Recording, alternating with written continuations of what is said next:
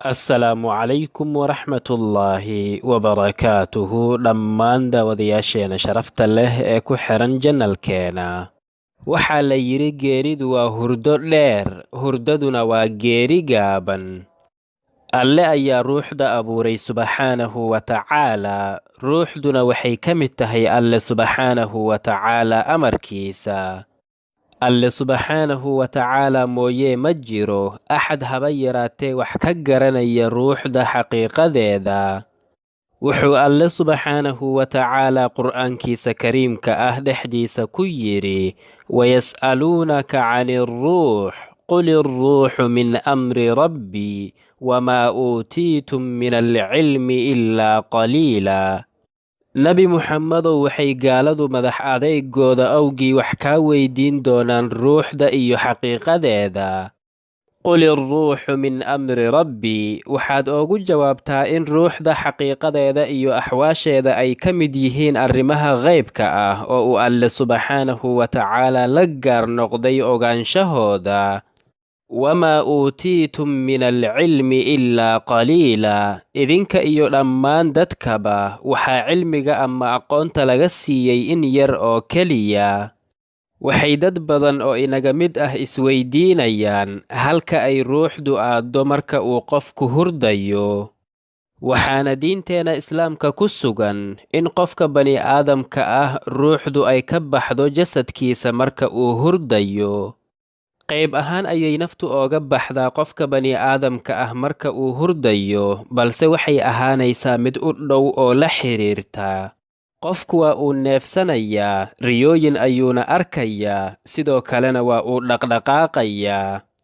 Wuxuu Alle subxaanahu wa tacaalaa qur'aankiisa kariimka ah dhexdiisa ku yidhi: allaahu yatawaffa al-anfusa xiina mawtihaa والتي لم تمت في منامها فيمسك التي قضى عليها الموت ويرسل الأخرى إلى أجل مسمى إن في ذلك لآيات لقوم يتفكرون. الله يتوفى الأنفس حين موتها. الله سبحانه وتعالى ومتك قبتا أو أفسد النفط مركي أي أجشيد لماتو والتي لم تمت في منامها. wuxuu Alle subxaanahu wa tacaalaa qabtaa nafta aanan weli dhimanin marka ay hurdada ku jirto. kadibna fayumsiku alatii qadaa calayha almowt. wuxuu Alle subxaanahu wa tacaalaa agtiisa ku xabisaa oo uu ku celiyaa midda ajasheeda dhammaaday.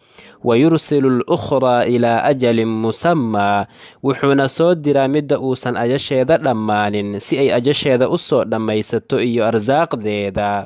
inna fii daalika la'aayaatin liqawmin yatafakkaruun. qabashada uu Alle subxaanahu wa tacaalaa qofka dhintay iyo midka hurdaba nafta ka wada qabanayo, iyo soo diridda uu Alle subxaanahu wa tacaalaa soo dirayo qofka hurda naftiisa, iyo xabisidda uu Alle subxaanahu wa tacaalaa agtiisa ku xabisayo qofka dhintay naftiisa.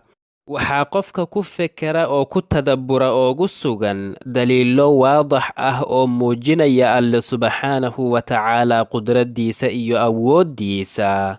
bixidda ay naftu qofka bani'aadamka ah marka uu hurdayo ay ka baxayso waa ay ka duwan tahay bixidda ay naftu ka baxayso marka uu qofku dhimanayo. Alle subxaanahu wa tacaalaa mooyee ma jiro axad kale oo garanaya ruuxda xaqiiqadeeda iyo sida ay jidhka ula xidhiirto iyo sida ay ooga baxdo midna. wuxuu yidhi nabigeena Muxammed calayhi asalaatu wassalaam: idaa awaa axadukum ilaa firaashih, midkiina haddii uu u hoydo firaashkiisa, falyanqud firaashahu bidaakhilati izaarihi fainnahu laa yadri maa khalafahu calayh. ha iska jafo ama firaashkiisa ha ku jafo hoos guntigiisa, maxaa yeelay ma garanayo waxa ooga dambeeyey firaashkiisa. thumma yaquul, kadibna ha yidhaahdo: bismika rabbii wadactu janbii, ilaahayow magacaaga ayaan dhinacayga dhulka ugu dhigay, wabika arfacuh, sidoo kale magacaaga ayaan kor ugu qaadi doonaa. in amsakta nafsii ilaahayow haddii naftayda aad reebto oo aad xabisto oo ay ajashaydu dhammaato farxamhaa ilaahayow u naxariisto wa in arsaltahaa ilaahayow haddii aad soo dirtidna faxfadhaa bimaa taxfadu bihi cibaadaka alsaalixiin ilaahayow naftayda ku xifdi waxaad oogu xifdiso addoommadaada saalixiinta ah. wuxuu alle subxaanahu wa tacaalaa nafta inaga qaadaa markuu doono, sidoo kale wuxuu inoo soo celiyaa markuu doono. faalxamdu lilaahi aladii axyaanaa bacda maa amaatanaa wa ilayhi nnushuur. waxay mahad oo idil u sugnaatay allihii dib inoo soo noolaysiiyey kadib markii uu ina oofsaday. dhammaanteennana alle subxaanahu wa tacaalaa xaggiisa ayaan u laaban doonaa. can cabdullaahi bni camrin radia allaahu canhumaa qaal, waxaa cabdullaahi bni camr radia allaahu canhu laga wariyey in uu yidhi: al arwaaxu tacruju fii manaamiha ila asamaa. arwaaxdu waxay aadaan samada markii ay hurdayaan, fatu'maru bisujuudi cinda alcarsh. markaas baa waxaa lagu amraa in ay ku sujuudaan carshiga hoostiisa ama agtiisa. faman kaana taahiran sajada cinda alcarsh. qofkii markii uu seexanayay wayse qabay wuxuu ku sujuudaa carshiga agtiisa. waman laysa bitaahir sajada baciidan can alcarsh. qofkii aanan daahir ahayn oo wayse la'aan seexdana wuxuu ku sujuudaa meel carshiga ka fog. hurdada waxaa loo yaqaanaa geerida yar ama dhimashada yar. wuxuu alle subxaanahu wa tacaalaa qur'aankiisa kariimka ah dhexdiisa ku yidhi: wahuwa aladii yatawafaakum billeyli wayaclamu maa jaraxtum binnahaar humma yabcahukum fiihi liyuqdaa ajalun musammaa. alle subxaanahu wa tacaalaa waa midka naftiina idinka qaada habeenkii, nafka qaadistaasoo u eg midda dhimashada oo kale. wuxuuna alle subxaanahu wa tacaalaa og yahay wixii acmaal ahaa oo aad maalinkii soo kasbateen.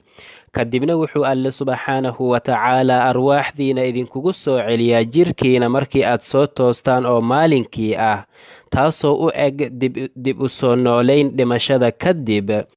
wuxuuna alle subxaanahu wa tacaalaa dib idinkugu soo nooleeyaa si aad u soo dhammaystirataan ajashiina xadidan ee aad adduunyada ku leedihiin. kadibna alle subxaanahu wa tacaalaa xaggiisa ayaa la idiin celin doonaa kadib markii idinkoo noolnool la idinka soo saaro qabuurihiina. kadibna wuxuu alle subxaanahu wa tacaalaa idiin sheegi doonaa wixii aad ku soo qabateen noloshiina adduunyada.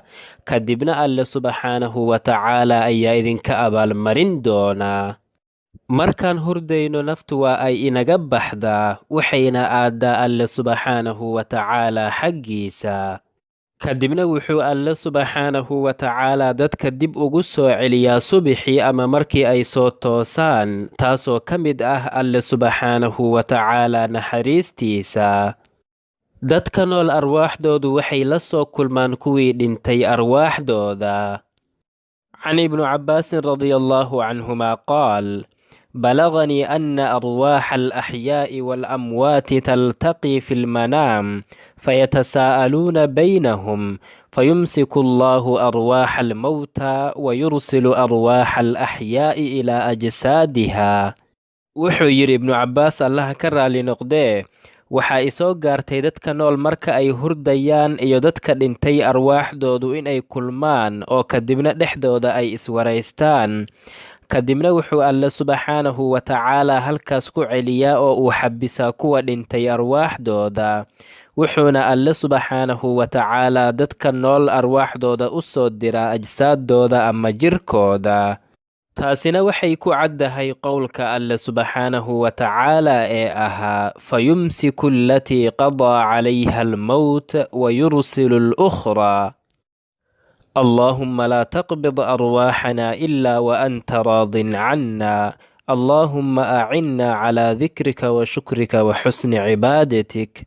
اللهم أسعد أرواحنا في الدنيا والآخرة، وثبتنا ربنا على توحيدك وعلى سنة نبيك محمد صلى الله عليه وسلم. هذا والله تعالى أعلى وأعلم، وصلى الله وسلم وبارك على سيدنا محمد وعلى آله وصحبه أجمعين. والسلام عليكم ورحمة الله وبركاته.